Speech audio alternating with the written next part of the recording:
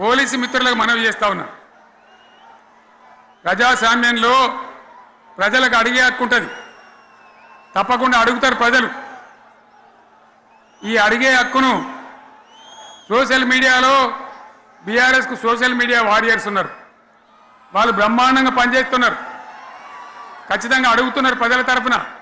ఇంత అన్యాయం జరుగుతుంటే చూడలేక సోషల్ మీడియాలో పనిచేసే తెలంగాణ బిడ్డలు ఇది ఏమన్యాయమే ఎట్లా అని చెప్పి ప్రభుత్వాన్ని ప్రశ్నిస్తూ ఉన్నారు, ప్రజలకు మద్దతుగా నిలబడతా ఉన్నారు.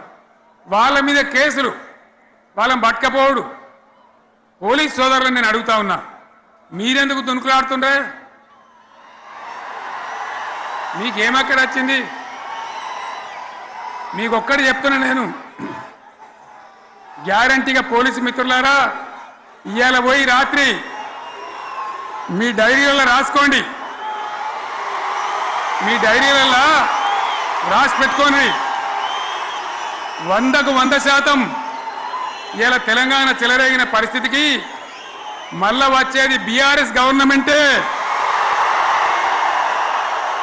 అది ఎవడు కూడా ఆపలేడు, అది ఎవరి తరం కాదు, ఎవరి వశం కాదు.